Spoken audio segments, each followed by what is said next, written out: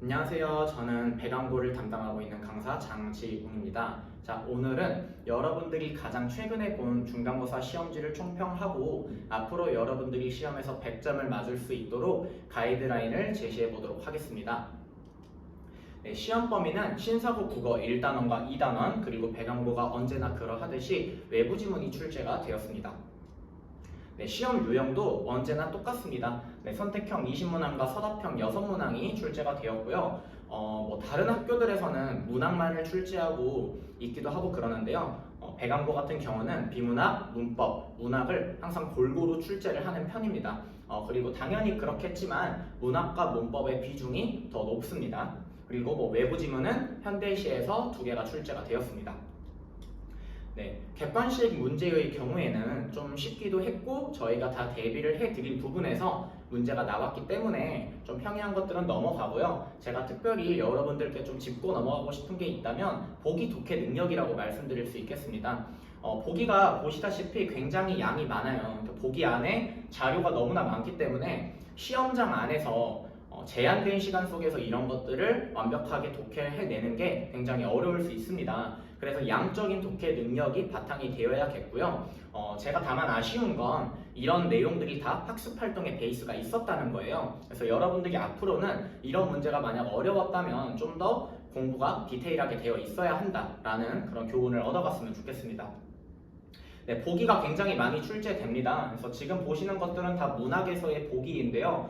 보기와 선택지의 연결은 국어의 기본이에요. 모의고사 국어를 풀 때도 내신 국어를 풀 때도 보기를 성급하게 넘어가서는 안 됩니다. 간혹 어떤 학생들의 경우에는 보기가 주어져 있는데도 불구하고 자신이 배운 내용으로만 그렇게 기억한 내용으로만 의지를 해서 문제를 풀어요. 그러면 보기와 관련성이 없는 답을 고를 때가 있습니다. 그렇게 되면 오답을 고르게 되잖아요. 그러니까 여러분들이 기본 문제, 심화 문제, 기출 문제를 풀 때에도 늘 보기를 꼼꼼히 읽고 보기 안에서 키워드를 체크해 보는 것, 그런 연습이 필요하다고 말씀을 드리고 싶습니다. 네, 외부 지문에 대해서 이야기를 드릴 건데요. 많은 학생들이 외부 지문이 출제가 되면 굉장히 떨기도 하고 난이도가 어려웠다라고 얘기를 하곤 합니다. 근데 저는 외부 지문이라는 걸 우리가 이제 어떻게 대응을 해야 하느냐라고 하면 결국엔 답은 수능 국어다라고 말씀을 드리고 싶어요.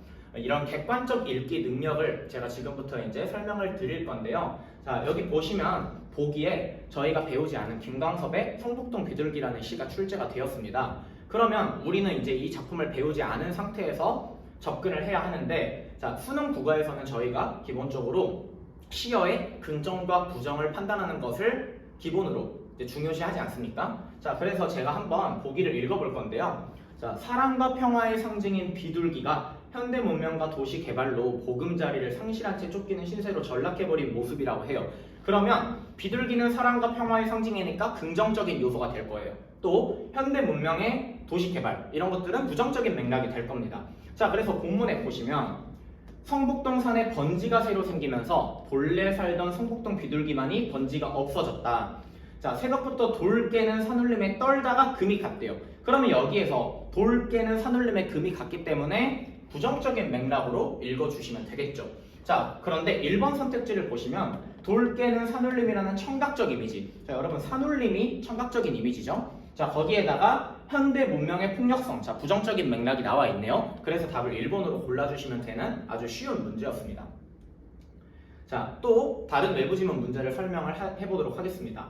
자, 외부 지문은 기본적으로 여러분 보기를 활용하고 글자 그대로 읽을 줄 알아야 합니다. 자, 그래서 제가 지금 20번 문제 설명 드릴 건데요. 자, 읽어보겠습니다. 보기를 바탕으로 나를 감상한 내용 중 적절하지 않은 것은, 자, 보기 보십시오. 나의 작품은 남과 북의 대립이 한창이던 60년대에 발표된 작품으로 통일을 위해 우리 민족이 가져야 할 태도에 대해 노래하였다. 자, 분단의 현실을 겨울, 자, 겨울이 부정이고요. 통일의 시대를 봄, 봄이 긍정이네요. 자, 상징적으로 표현하면서 통일은 그 어떠한 외부 세력도 아닌 바로 우리 민족 스스로가 주체가 되어야 한다는 의지와 바람. 자, 시적 화자의 상황과 태도를 판단하는 게 기본입니다. 자, 태도가 뭐죠? 의지적, 소망적 태도인 거예요. 자, 여기까지 읽고 문제를 풀어보겠습니다.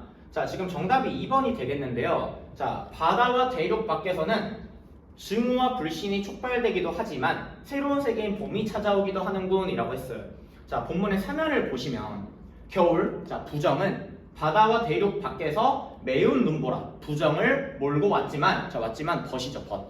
한번 끊고 이제 올 너그러운 봄 긍정은 삼천리 마을 긍정마다 움트리라 라고 나와요. 그러면 여러분 겨울과 바다와 대륙 밖은 부정적인 거잖아요.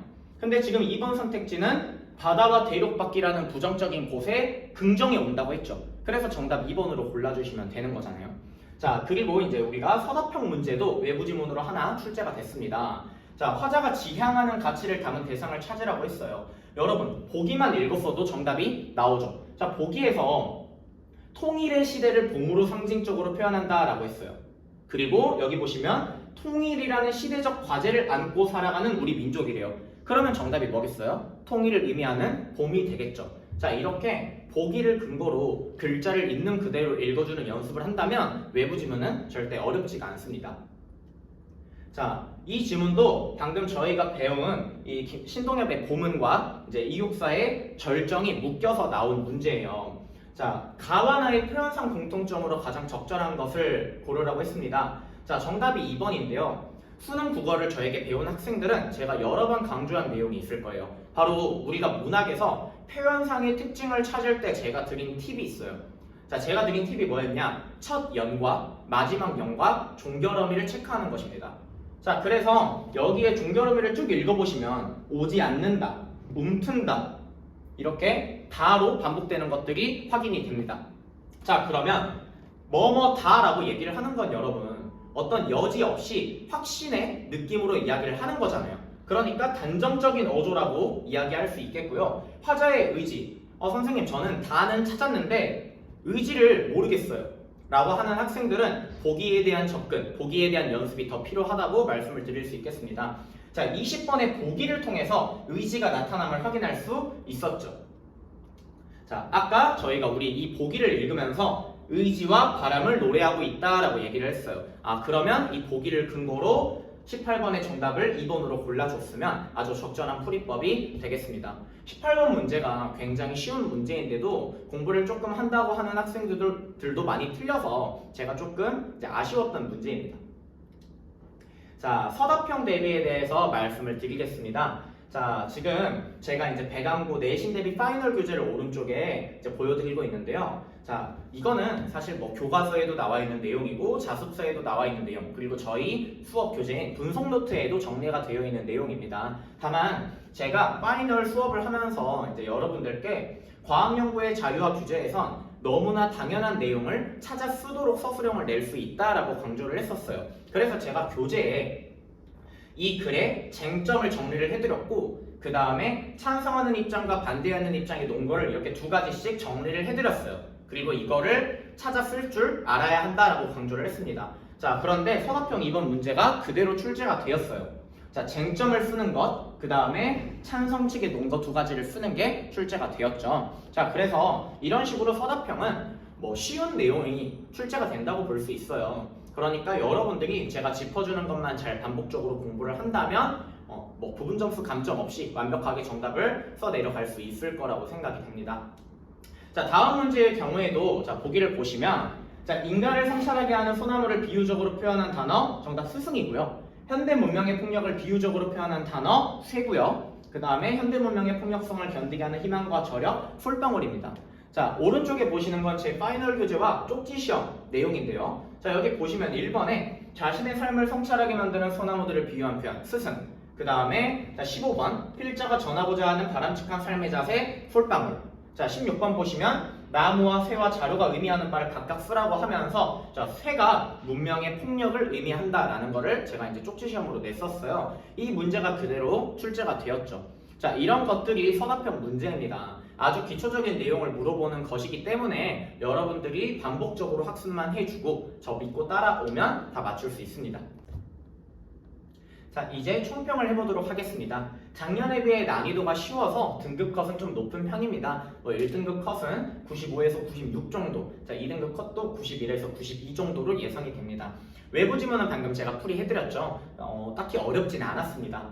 평상시에 수능 국어 대비를 철저히 한 학생들이라면 무난하게 맞추지 않았을까 싶은 난이도였습니다. 자, 모두 수업에서 대비된 문제만 출제가 됐고요. 반복 학습이 가장 중요하다라는 거 명심해 주십시오. 자, 비교적 중요도가 떨어져 보이는 비문학 과학 규제 지문에서 많이 틀렸어요. 근데 이거는 제가 생각하기로는 학습량 부족이라고 판단이 됩니다. 여러분들이 문학과 문법은 굉장히 공부를 많이 하는데 유독 비문학 지문에 대해서 조금 중요도를 잘 모르는 것 같아요. 그래서 다음 기말 시험에서는 비문학 지문도 조금 더 학습량을 늘려주시면 되겠습니다. 자, 앞으로의 대비에 대해서 말씀드릴게요. 자, 어떻게 해야 고득점이 가능할까? 자, 내신 출제자는 결국 학교 선생님입니다. 학교 수업 필기는 기본이 되겠죠. 자, 그리고 여러분이 꼭 저는 최소 하루에 30분 투자하는 습관을 좀 들이면 좋겠습니다.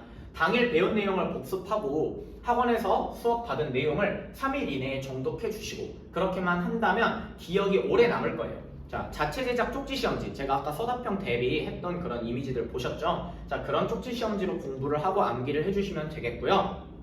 학원 분석 노트, 교과서, 학교 프린트물, 자, 이것들을 다 합쳐서 공부를 하셔야 되고요. 3일 간격 복습이 고득점의 기본이라고 할 수 있겠습니다. 자, 마지막으로 가장 중요한 거라고 말씀드리고 싶어요. 평상시 수능 공부를 꼭 철저히 해주십시오. 외부 지문을 해결하는 가장 좋은 방법입니다. 자, 배감은 수능 국어를 잘할수록 내신에서 유리한 학교입니다. 내신 국어와 수능 국어는 별개가 아닙니다.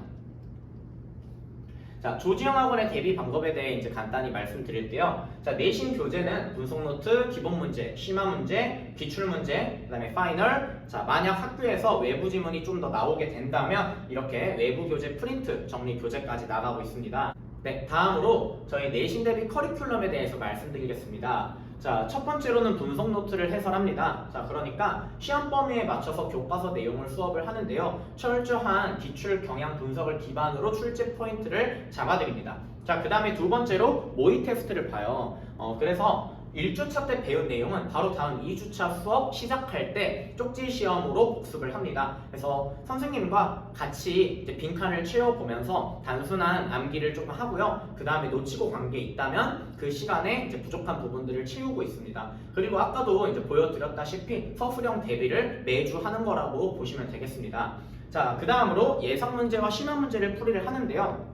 이건 기본적으로 여러분들이 과제로 하는 내용들이라고 하면 되겠습니다. 자, 그런데 학교 경향에 맞추어서 변별력 있는 문제를 저희가 선별을 했고요. 자, 개념을 제대로 적용할 수 있는지 확인하는 단계이기 때문에 자, 세 번째 단계에서 되게 이제 여러분들이 몰랐던 것들도 좀 이제 머릿속에 정립이 되고 이제 그렇겠죠. 자, 그 다음에 네 번째로 학교 기출 문제를 분석합니다. 그래서 학교 기출 문제 풀이를 통해서 반드시 다시 나올 것이다 라고 예상이 되는 부분들에 대해서 제가 짚어드려요. 그 다음에 외부 지문이 어떻게 나왔었는지를 간단하게 보면서 올해에는 어떤 식으로 좀 이제 나오겠다 이런 것들을 이제 방향성을 제시를 하는 시간입니다. 자, 마지막으로 이제 파이널 수업을 하겠죠. 그래서 시험에 반드시 출제되는 핵심 개념들을 총 복습을 합니다. 그래서 파이널 수업만 정말 잘 들어도 다음날 시험에서 거의 절반 이상은 어제 들었던 내용인데 하는 것들이 나올 거예요.